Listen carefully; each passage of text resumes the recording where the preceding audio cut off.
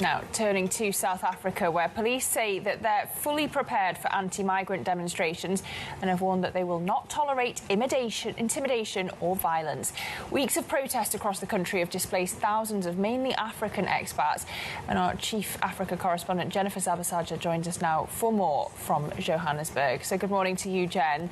Just give us a background to these demonstrations for anyone who hasn't been following it in our international audience. Well, Lizzie, this is really the culmination, as you say, of weeks, months, years, in some cases, of anti-illegal immigrant sentiment. Organizers, including one group called the March on March movement, have designated June 30th, this arbitrary date, as the date for foreign nationals to leave the country. So when you take a look at some of the requests that they're asking for the governments, it's some things like tighter border controls. They're also calling for stricter enforcement of immigration laws.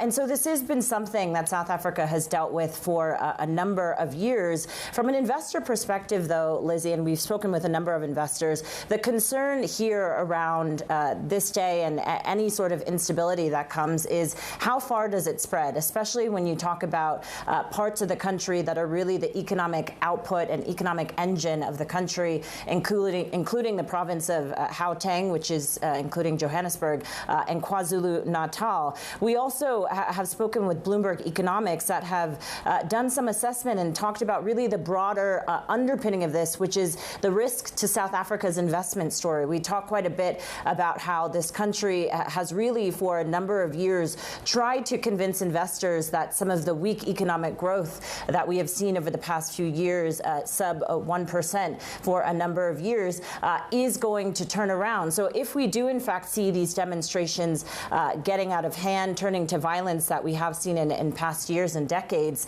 what does that mean for the investment story and for any sort of investment that the country is seeking for the private sector, which is why we are seeing the government investing north of $37 million, they say, by some estimates, to ensure that these demonstrations don't get out of hand.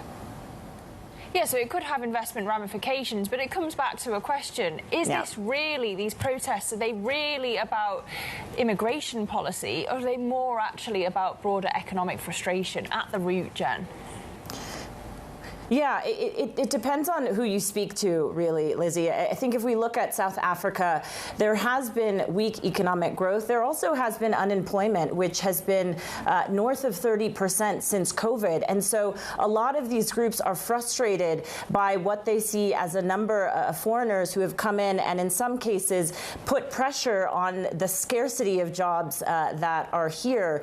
South Africa has for a number of years been a source where it's actually been an attraction for a number of foreign nationals around this country, but also across sub-Saharan Africa. And so there is the concern around access to jobs. There's concern around access to things like healthcare and education. And so there is an economic factor of it. But Lizzie, you know, to your question, there also is this broader question and debate around illegal immigration. We know that has been a story not just here in South Africa. In the U.S., President Trump has made it a factor in his second administration. We know, of course, in Europe that has been an underpinning and a thread really for a number of governments to deal with as they are out and speaking with voters.